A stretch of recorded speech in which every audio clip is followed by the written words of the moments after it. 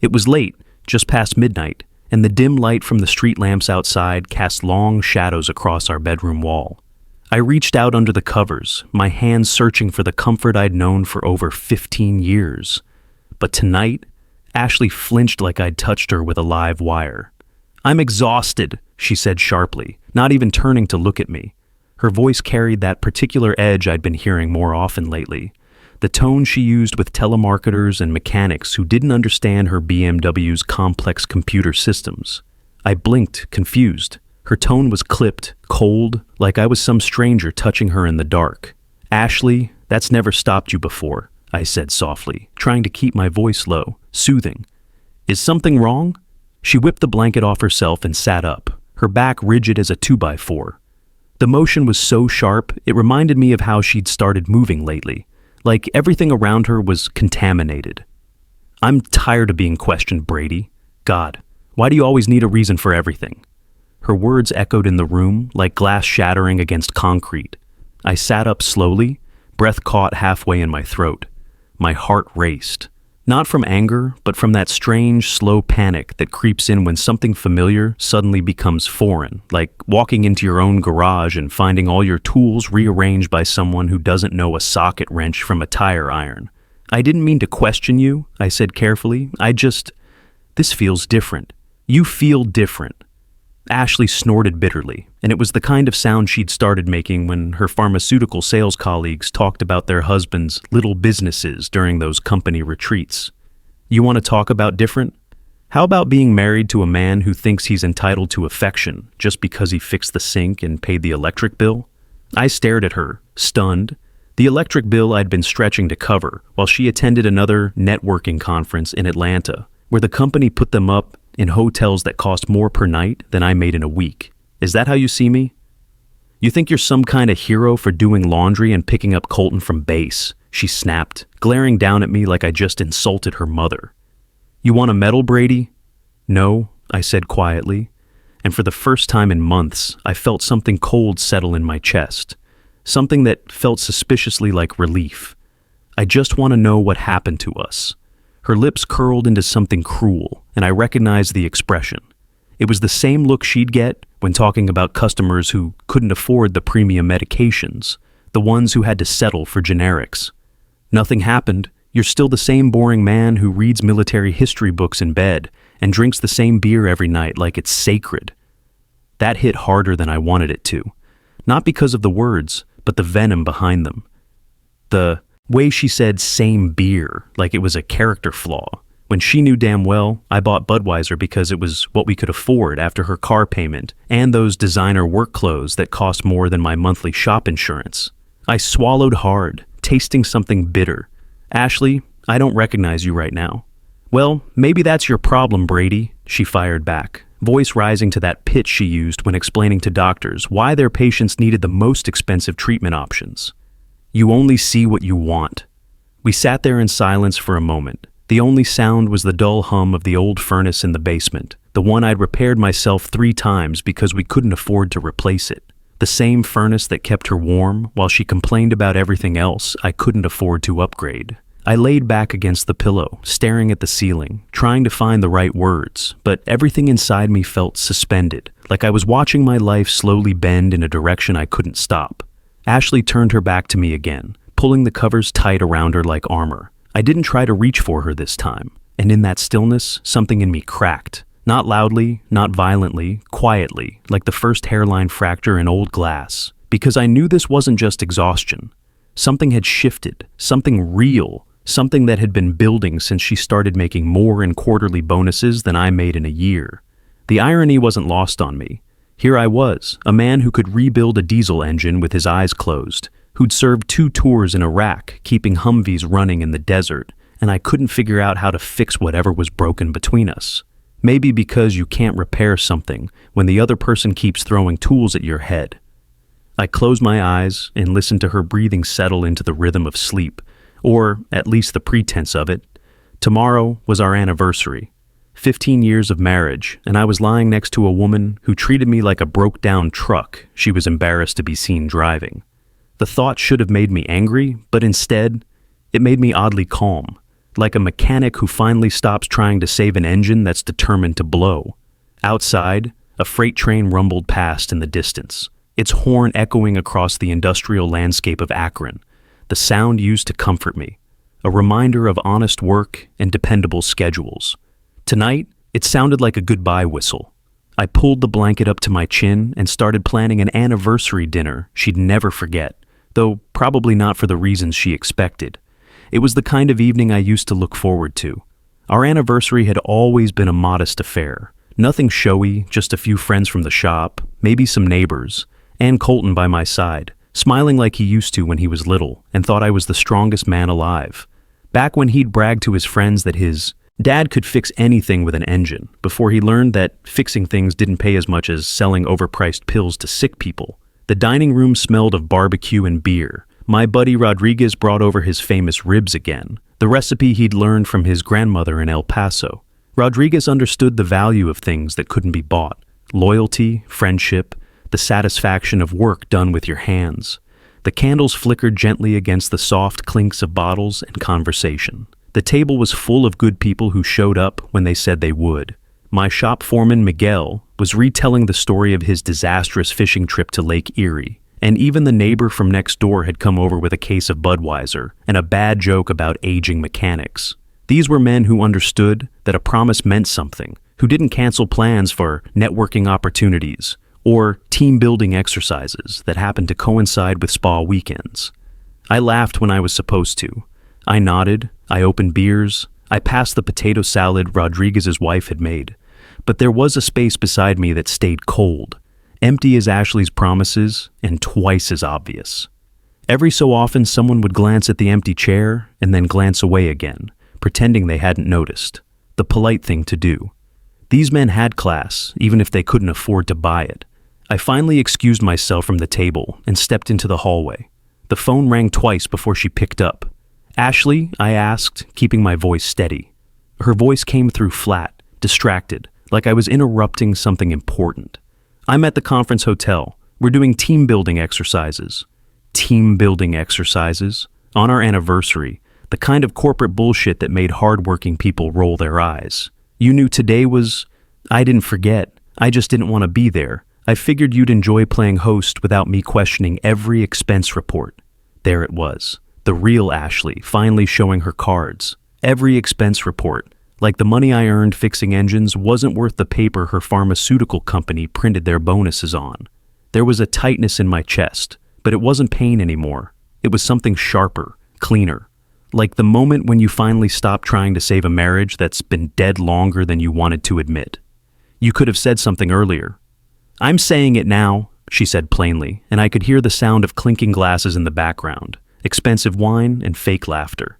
"Happy anniversary, Brady." Then the line went dead. I stood there a moment, holding the phone like it might bring her voice back, but it didn't. Only the sound of forks tapping plates and muted laughter drifted from the dining room. Real laughter from real people who understood the value of showing up. When I stepped back in, the room quieted slightly. I could feel them reading me, testing the shape of my face for cracks. I smiled, not big, not performative, just enough. "She had a last-minute work thing," I said, easing back into my chair like the seat hadn't turned to stone. The lie came easy because these men deserve better than the truth, that my wife considered their friendship, their presence, their respect for me to be beneath her notice. Conversations resumed, but softer now, like the air had thinned. Rodriguez caught my eye and raised his beer bottle slightly. A small salute to endurance, the kind men give each other when words would make things worse. Across the table, Colton's eyes found mine. He didn't say anything. He didn't need to. He just nodded once, like he understood more than a 22-year-old should. Later, as we cleaned up in the kitchen, he leaned against the counter, arms folded. His shoulders had filled out during his National Guard training, and he carried himself with the quiet confidence that comes from knowing you can depend on yourself. "You okay, Pops?" I kept my gaze on the sink, scrubbing barbecue sauce off plates, while Ashley sipped wine with people who probably made jokes about blue-collar workers. "Sure, you know your mother. When she decides something, that's it." He nodded again, slower this time. "Yeah, I know." I glanced at him then, tall now, broad-shouldered like me, but with his mother's sharpness in the eyes. He was watching me carefully, like he'd memorized every shift in my face since he was a kid, and could read the truth under anything I said. The boy had inherited my work ethic and his mother's intelligence, but thankfully none of her recent contempt for honest labor. "Thanks for being here tonight," I said. He shrugged. "Of course." The simplicity of it hit me. Of course. No elaborate explanations, no corporate doublespeak, no team-building exercises. Just showing up because family matters. I dried my hands and turned to him, feeling something settle in my chest, like an engine finding its proper idle.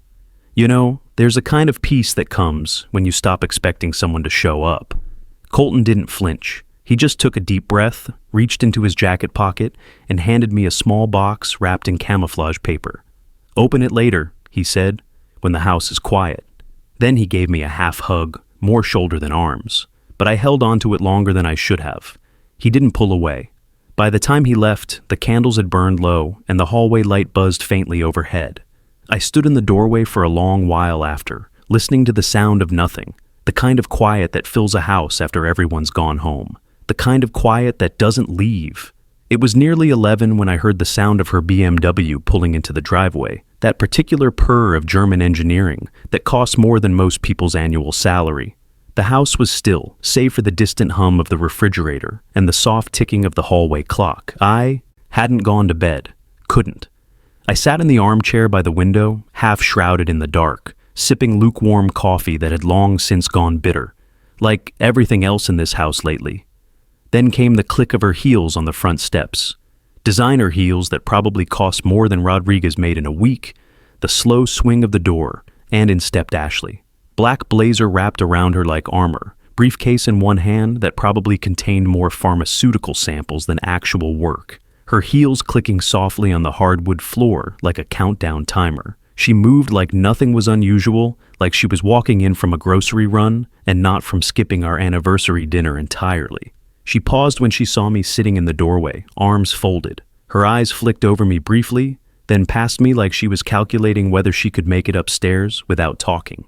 The same look she gave broken down cars on the highway, something inconvenient to navigate around. "You're still up," she said, setting her briefcase down on the entryway table with the careful precision of someone who had had exactly enough wine to be confident, but not enough to be sloppy. "I figured you'd come home eventually," I replied calmly. Ashley glanced down at her heels, nudging them off with one foot. Italian leather hitting American oak. "You didn't need to wait up." "I didn't wait," I said. "I stayed awake. There's a difference." She exhaled softly, half sigh, half impatience, and walked past me into the kitchen, flicking on the light. The motion was practiced, efficient, like everything else about her new corporate persona. "You want coffee?" she asked, already reaching for the pot. The expensive espresso machine we definitely couldn't afford, but she'd insisted on for proper entertaining. I followed her in slowly, watching her move through the motions like she was performing customer service. "Where were you?" "I told you, Conference Hotel." "That's not what I meant." She turned the faucet on, filled the pot, and didn't look at me. Every movement deliberate, controlled, like she was following a script from one of those corporate leadership seminars. "We had presentations until 9, then the team went for drinks. Networking, Brady. You wouldn't understand." The casual dismissal hit exactly where she'd aimed it. Of course I wouldn't understand. I just fix things for a living instead of selling them at markup to desperate people. "You didn't think—" I paused, swallowing the lump that had been sitting in my throat since dinner. "You didn't think your husband might want to see you on our anniversary?" She finally turned to face me, the faintest frown between her brows. Like I'd asked her to explain quantum physics to a toddler. "Brady, it's just a date, one day. You had your shop buddies over. You seemed fine. Just a date. 15 years of marriage reduced to just another Tuesday." I let out a quiet breath, feeling something cold and sharp settle behind my ribs. "Just a date." "Yes," she said simply, like she was explaining why generic medications were inferior to brand names. I stared at her for a long moment, and then I said it slowly, evenly, without raising my voice. "Do you remember our 3rd anniversary?" Ashley blinked, and for just a second I saw a flicker of something human cross her face. "What does that have to do with—" There was an ice storm, I continued, and I drove my pickup 6 hours through black ice to get to you because your flight got canceled and you were stranded in Cleveland. You were crying because you thought I wasn't coming. She opened her mouth, but I held up a hand. The memory was mine now, and I wasn't letting her corporate doublespeak contaminate it. I brought you those chocolate-covered strawberries because you said once they reminded you of our honeymoon, and I stayed with you all night in that airport hotel, keeping you warm when the power went out, reading you pages from that romance novel you liked. Her face shifted. Just a flicker, but I saw it. The memory was still there, however buried under quarterly sales reports and networking strategies. That was a long time ago, she muttered, pouring coffee into 2 mugs like the moment hadn't just landed between us like a boulder. But it happened, I said, voice low, steady. That's the difference, Ashley. You used to show up. You used to care. She stirred the coffee absently, not offering one to me. Even her hospitality had become transactional. I still care. Do you? I asked, watching her. Because tonight it didn't feel like it. She turned around slowly, arms crossed, her voice flat as spreadsheet data. I'm tired of being guilt-tripped every time I don't meet your expectations. I nodded once, feeling that cold thing in my chest expand like metal cooling after welding. Right, because wanting my wife at our anniversary dinner is an unreasonable demand. She stared at me, eyes narrowing into the expression she reserved for doctors who questioned her pharmaceutical recommendations. This again, Brady. Not everything is about you. Maybe I needed a break. Maybe I needed to be somewhere I could breathe. And yet here you are, I said quietly. Back here in this house after vanishing all evening. Ashley threw up her hands in exasperation. What do you want me to say? That I'm sorry? That I should have sat there next to you pretending everything's fine when it's not? No, I replied, and suddenly I meant it more than I'd meant anything in years. I want you to be honest for once. Silence bloomed between us, heavy, raw. Finally, she said, I didn't want to be here tonight. That's the truth. I didn't want to fake smiles or listen to Colton ask me where I've been lately. I didn't want to feel trapped. I nodded slowly, feeling something shift inside me, like an engine finally finding the right gear. Thank you. At least now I know where we stand. Ashley looked at me for a beat longer, then turned away and picked up her mug. She walked out of the kitchen without another word, footsteps fading down the hall like the sound of a problem solving itself. I stayed there, still as stone, my hand resting on the counter where the second mug sat untouched. In that moment, I understood something that had only been a whisper before. Whatever we used to be, it wasn't coming back. Not as long as she kept treating my presence like an obligation and my love like a debt she was tired of paying. And yet, I wasn't angry. Not really. Just hollow. Like the silence itself had finally taken shape and decided to stay. It was early, still gray out. The kind of morning where everything feels a little slower, a little heavier. I hadn't slept much, just drifted in and out of restless thought until the sun finally forced its way through the blinds. By 8, I was already halfway across town, driving through the quiet streets of Fairlawn, one of those older suburbs where everyone still shoveled their own driveways, and the mailboxes were shaped like little barns. Ashley's sister, Stephanie, lived in a modest ranch house with a blue porch and wind chimes that tinkled gently as I walked up the steps. Real wind chimes, not the expensive ones Ashley had wanted that played computerized melodies. I rang the bell once and stood there, hands tucked into my jacket pockets. Stephanie opened the door in a soft robe, her hair pulled up, coffee in hand.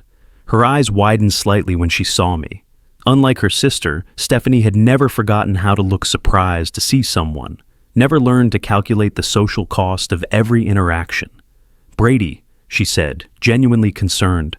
Everything okay? I just wanted to ask something. Won't take long. She stepped aside, letting me in. The smell of bacon lingered in the air, and a small dog barked once from the living room, then settled. Normal morning sounds from normal people living normal lives. We sat in her kitchen, same one I'd sat in countless times over the years, usually while Ashley and Stephanie laughed over something neither of them ever bothered to explain to me. Back when Ashley still laughed at things that didn't involve other people's misfortune or corporate success stories. Stephanie tilted her head with genuine curiosity. Is this about last night? I nodded. She said she was at the conference hotel.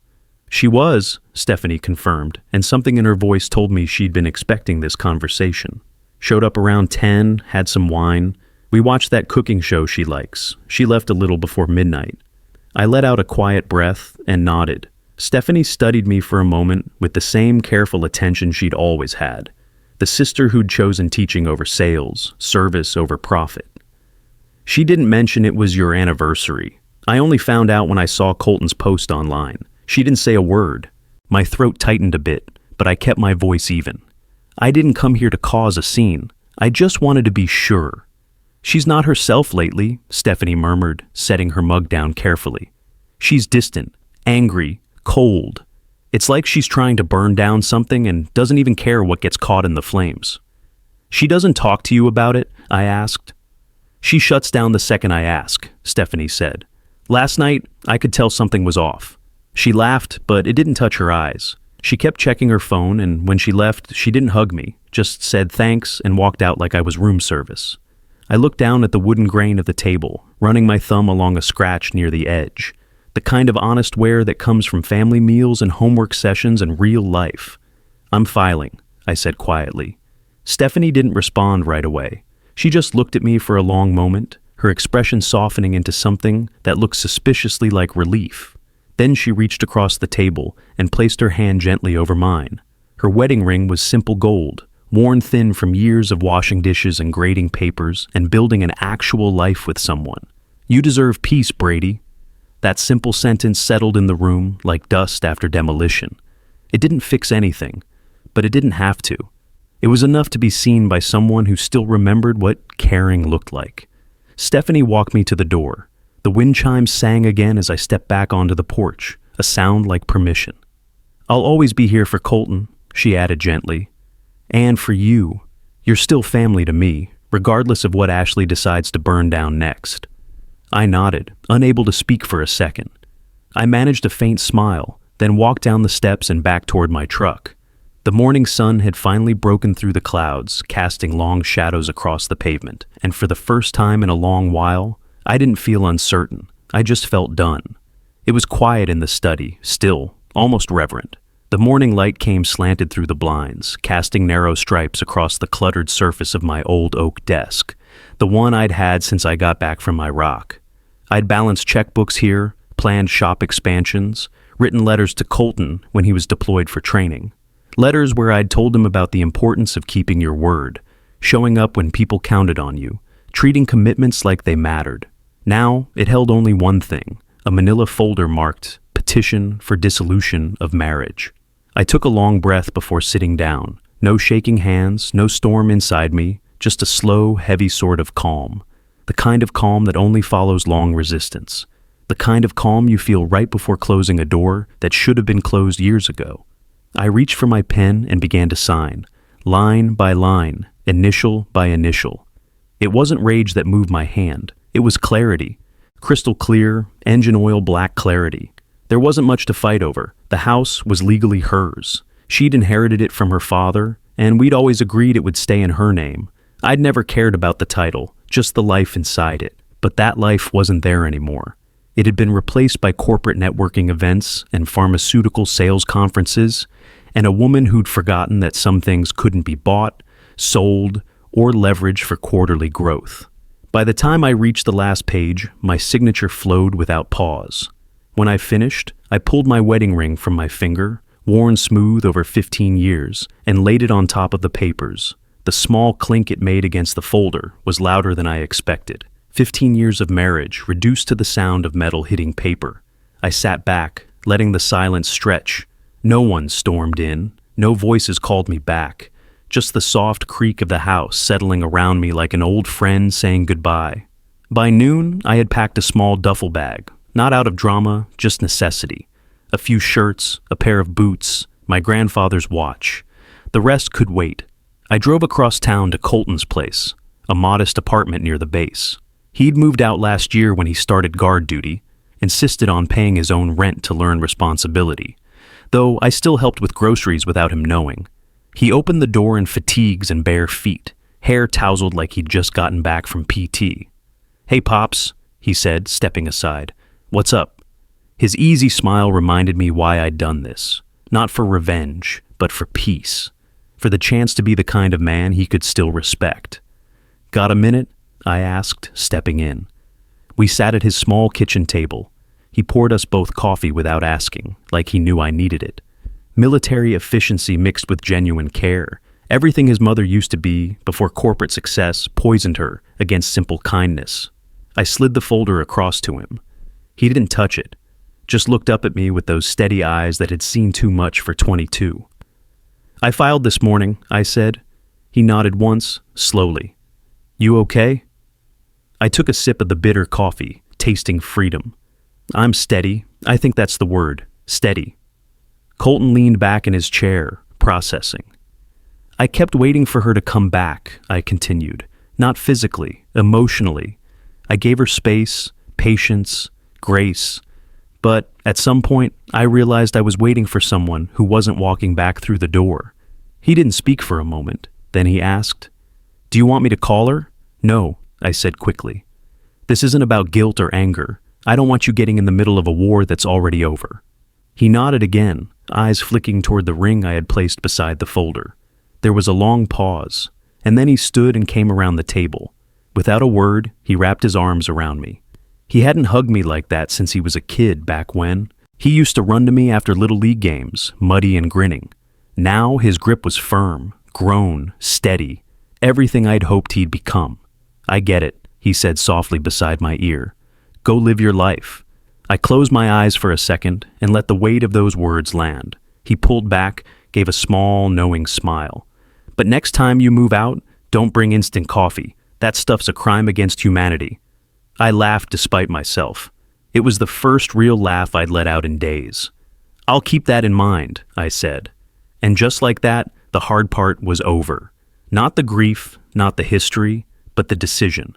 The truck rattled gently over the highway as the Akron skyline slipped past in the distance, familiar, gray, and receding like a bad dream. I sat behind the wheel, coat folded neatly beside me, a duffel bag in the bed, Nashville 4 hours ahead. The radio played low, some country station murmuring beneath the engine noise. Real music about real problems, not corporate elevator jazz. I hadn't said much to anyone since leaving Colton's place. Just sent a text to Rodriguez letting him know I'd be gone for a while. Maybe permanent. He'd understand. Then my phone buzzed. Ashley.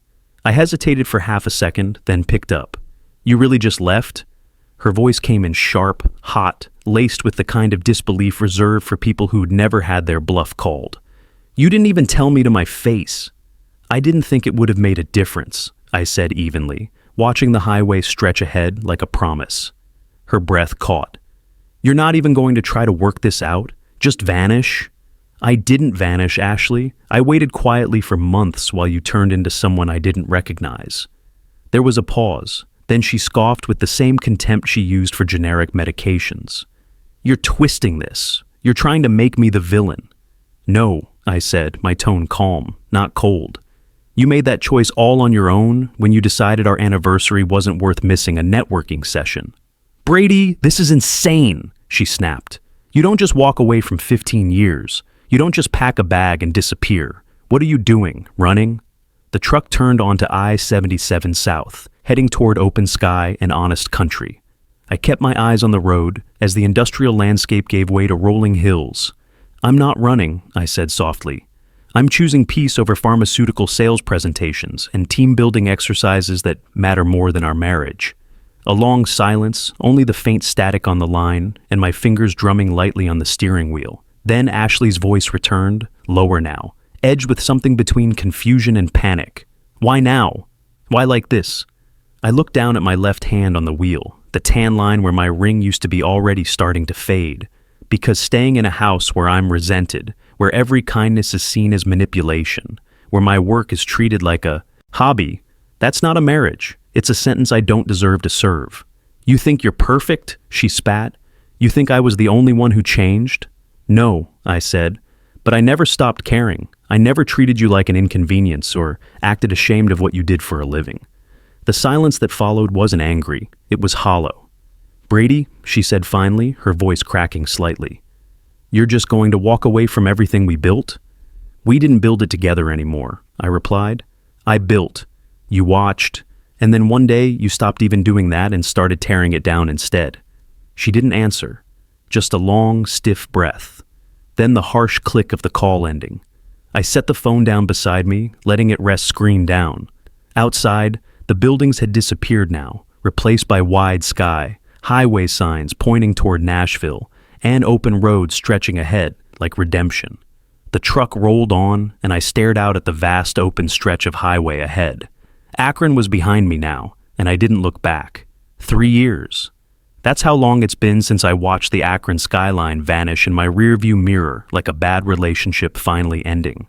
Now, my mornings begin with the growl of diesel engines and the smell of motor oil carried in from Sullivan's Diesel Repair. My shop, my rules, my peace. No pharmaceutical sales conferences, no team-building exercises, no networking events that matter more than the people who show up when they say they will. Nashville has a rhythm all its own.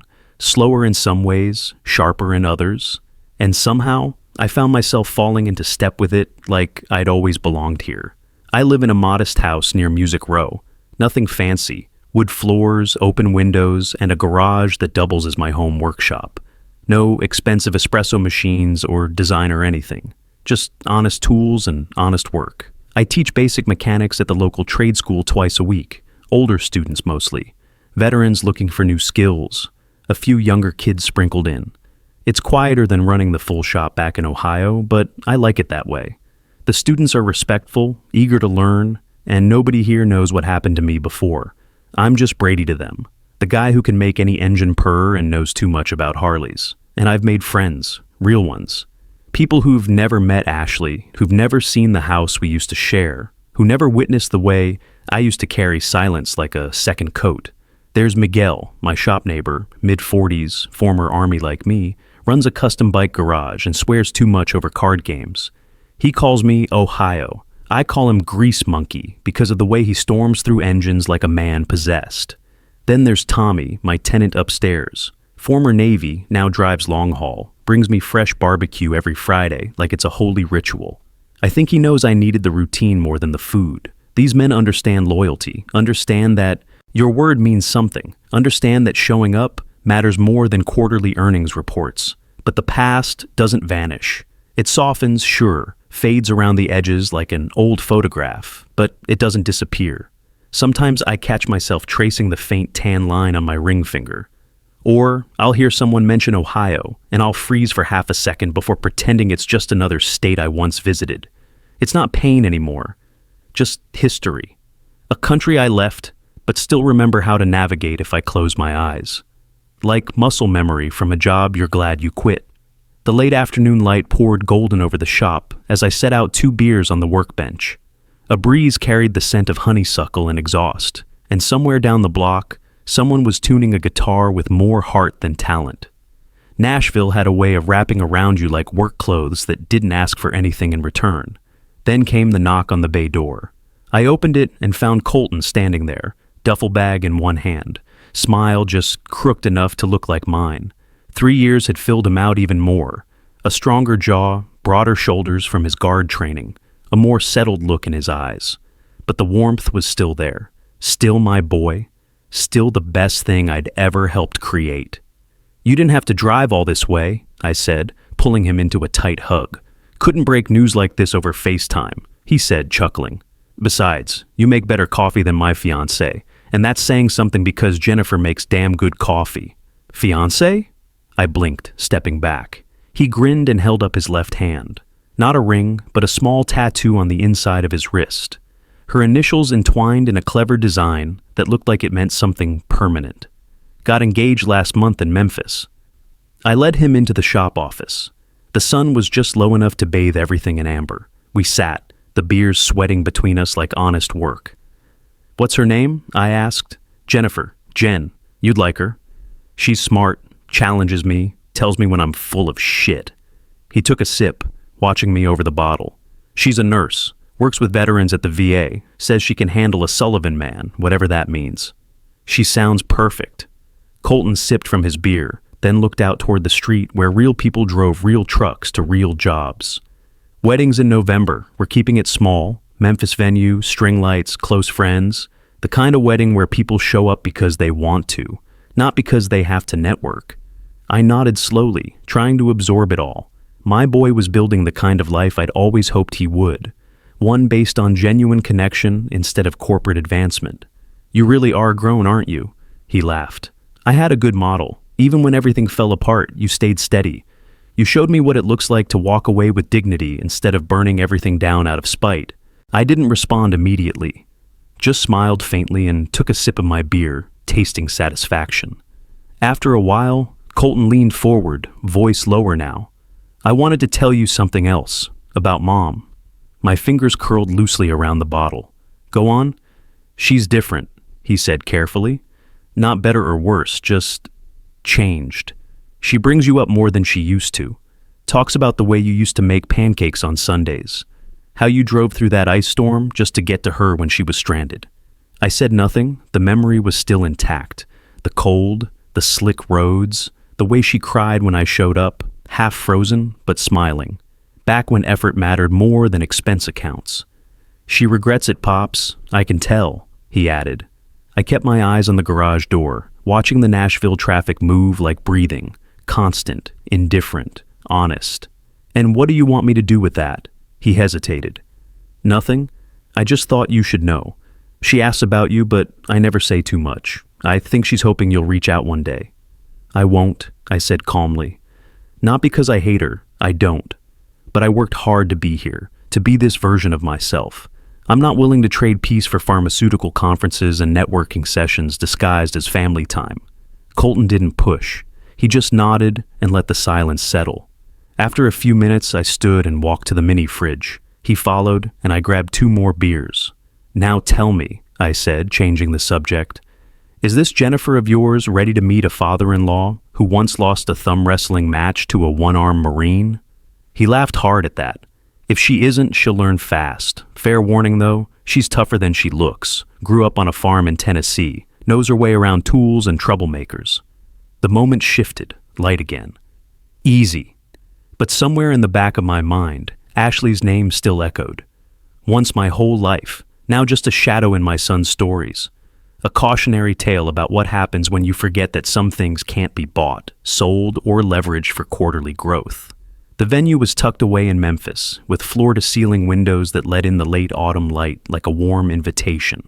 String lights glowed above, casting soft halos over exposed brick and white linen tables. It was the kind of wedding Colton had always dreamed of. Simple, thoughtful, real. The kind where people showed up because they meant something to each other, not because they needed to make connections for professional advancement. I stood beside him at the head table, watching as he laughed with Jennifer's cousins, beamed during the toasts, and danced like no one was recording for social media. He looked steady, joyful, every bit the man I'd hoped he'd become. And when Jennifer walked in, graceful, radiant, his eyes said everything. They were in love, that kind of love I used to know, before it got buried under pharmaceutical sales quotas and corporate networking strategies. When it came time for my toast, I stood, glass in hand, heart full but steady. I cleared my throat and let the room settle. I don't want to make this too long. My son has always rolled his eyes when I start quoting military manuals in casual conversation. So, I'll just say this. Watching Colton become the man he is today has been the honor of my life. And watching him find someone who loves him, not in pieces, but in full, well, that's all any father could hope for. A quiet murmur of emotion swept through the crowd.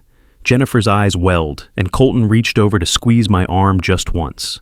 I sat down, heart calm, knowing I had said only what mattered. No corporate speak, no networking opportunities, just honest words about honest love. The music swelled again, laughter returned, glasses clinked, and people floated across the floor like soft shadows under string lights. That's when I saw her. Ashley standing by the far end of the hall near the tall windows, wrapped in a deep blue dress that probably cost more than most people's monthly salary. Her hair was pinned up the way she used to do it when she wanted control, but her expression, that was new, raw, fragile, like someone who'd finally calculated the real cost of her choices. Her eyes locked on me and didn't let go. I turned back to Colton and Jennifer, smiling as they greeted a friend from college. I felt a tap on my arm a moment later. "Brady," she said. I turned. She was closer now, close enough to see that her hands trembled slightly, that her mascara had smudged just under her left eye, like she'd been crying in the bathroom. "Can we talk?" she asked. I looked at her for a moment before nodding and stepping slightly away from the noise. We stopped near a table of flickering candles and half-eaten cake slices. She tried to smile, but her lips quivered like someone who'd forgotten how to be genuine. "You look well, really well." "I am," I said simply. Ashley looked down, then back up, eyes already shining with tears that probably cost more than my monthly utilities. I've thought about this moment, what I'd say, what I'd ask. I waited, feeling oddly calm, like a mechanic who'd finally diagnosed the real problem. "I've changed," she said, voice soft and breaking. "I see things now I didn't before. I see you, and I miss—" She stopped herself, eyes searching mine for something I wasn't sure I had anymore. I didn't look away. My voice came low, steady. "Last time we spoke, you told me our anniversary meant nothing compared to a pharmaceutical conference." Her face crumpled like expensive paper in the rain. "I didn't mean it," she whispered. "But you said it," I replied, steady as an engine at idle. "And you meant it enough not to come home that night. You meant it enough to choose networking over 15 years of marriage." Tears welled and spilled over, silent and uncontrolled. "I was lost," she said. "I thought pushing you away made me strong. I thought success meant not needing anyone." I nodded slowly, understanding more than she knew. "And maybe it did. For you. For your career. For your quarterly bonuses." Her hand reached out halfway, then faltered. "You're really not coming back, are you?" she asked, almost inaudibly. "I already left," I said. "What you're asking is if I'd undo that. If I'd go back to being resented for fixing sinks and paying electric bills while you networked your way to pharmaceutical stardom." Ashley stepped back like she'd been slapped, then turned, shoulders folding in, and walked quickly toward the exit. She didn't run. She fled. Eyes turned, whispers stirred, but no one followed her. I stood there a moment longer, then turned back toward the dance floor where Colton was spinning Jennifer around under the lights, both of them laughing like the world couldn't touch them. And maybe, for a moment, it couldn't. It was a late Sunday afternoon. Nashville's sky overcast and pressed low against the city like a blanket. I'd just finished rebuilding a transmission, letting the engine parts dry near the window. Grease-stained and satisfying work that still hadn't decided what it wanted to become. Then came the knock, soft, uncertain, like someone who wasn't sure they had the right address. I wiped my hands on a shop rag and walked to the front door, not expecting anyone. And there she was, Ashley, hair windswept from travel, face thinner than I remembered, like someone who'd been living on pharmaceutical conference food and corporate guilt. Suitcase in one hand, a tremble barely masked behind her breath. I didn't speak, neither did she, not at first. Then, slowly, as if afraid the words might collapse in her mouth, she said, "I didn't know where else to go." I studied her for a long moment, saying nothing. She looked smaller somehow, not in size but in presence. Like someone who'd finally run out of networking contacts and quarterly projections to hide behind. She shifted her weight awkwardly, eyes darting past me into the house like she was trying to imagine who might be behind me. "No one's here," I said. She nodded once, then looked down at the handle of her suitcase. "I'm tired," she said quietly. Not jet-lagged, tired. Just tired of being alone, tired of pretending like I didn't ruin something good. Her eyes lifted to mine, and for the first time in years, I saw the woman I'd married. Not the pharmaceutical sales executive, not the networking professional, just Ashley. I see it now, what I had, what I threw away. "You were the best thing in my life, Brady." I let those words sit for a moment, feeling them settle like dust after demolition. Then I stepped back just far enough for her to come inside if she wanted. She didn't move right away. "I'm not here to beg," she said, voice cracking. "I know I don't deserve anything from you, but I'm not offering anything," I interrupted softly. "If you stay, it's not as my wife or even someone I owe anything to. You'll be starting over completely." She nodded again, eyes glassy. "You can stay," I said, but you'll have to rebuild everything from scratch. No promises, no networking strategies, no pharmaceutical sales pitches disguised as conversations. Just honesty, if you remember how. The suitcase handle creaked under her grip. I understand. And with that, she stepped inside. The door clicked shut behind her. Neither of us said another word as I took her coat and hung it near the door she once walked away from. The house was quiet. The silence wasn't warm, not yet. But it wasn't cold either. Just waiting, like an engine that might start again if you treated it right. Nashville moved on as it always did. Engines humming, music playing, seasons shifting in their quiet southern rhythm. And so did we. Ashley stayed. Not like before. Not as the woman who once filled a home with pharmaceutical success stories and corporate advancement strategies, but as someone smaller now. Not in presence, but in ambition. She didn't try to reclaim space she'd lost. She didn't ask where we stood. She simply stayed. She started waking up early, not to prepare for sales meetings, but to make coffee, open windows, and stand barefoot on the porch while the wind moved through her hair.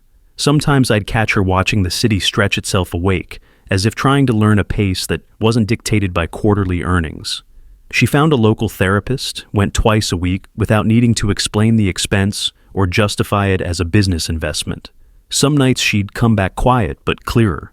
I never asked what was said in those sessions. She never offered, and that was fine. We shared meals, often in silence. She cleaned dishes without announcing it as teamwork, folded my work shirts without calculating the time investment, bought groceries and started learning to cook badly at first, but with honest effort instead of corporate efficiency. She never touched old photos, never brought up Akron or pharmaceutical conferences or networking opportunities, never said I love you like it was a quarterly projection, not once. But once I walked in and saw her carefully organizing my toolbox, the one with the bent screwdrivers and mismatched sockets. Her fingers moved gently, like she knew not to rush the repair. That told me more than any pharmaceutical sales presentation ever could. As for me, I didn't change course. I still worked, still taught, still rebuilt engines with quiet satisfaction. I didn't offer her more than civility. Not yet, maybe not ever, but I saw her. I saw her trying. Not perfectly, not desperately, but steadily, like someone learning to use tools for the first time. One night, weeks after she'd arrived, I was setting 2 mugs of coffee down on the table. She looked up and asked softly, "Do you want me to leave?" I paused, met her gaze, and saw something I hadn't seen. In years, genuine uncertainty instead of corporate confidence. "No," I said. "Not yet." She nodded, and we drank in silence. The peace between us wasn't built on forgiveness. It was built on quiet, on small, honest effort, on space. She didn't try to fix me with pharmaceutical solutions. I didn't try to need her like I used to. And maybe that's why it worked. Not as love, not as marriage, but as something else. Something slow, patient, something new. Something that couldn't be bought, sold, or leveraged for quarterly growth. Just 2 people learning to breathe in the same space again, without networking strategies or pharmaceutical conferences or team-building exercises. Just honest quiet and the possibility that some things, if you treat them right, might start again. That was 3 months ago. We're still learning, still careful, still taking it one day at a time, like rebuilding an engine that's been apart too long. But sometimes when she brings me coffee in the morning or asks about my day without checking her phone, I remember why I married her in the first place. Before the pharmaceutical sales, before the networking events, before the corporate success that almost cost us everything. So, tell me honestly, when someone who threw away 15 years shows up with nothing but a suitcase and genuine regret, do they deserve a second chance? Or are some engines too damaged to rebuild? Let me know in the comments. And if this story moved you, don't forget to like and subscribe for more.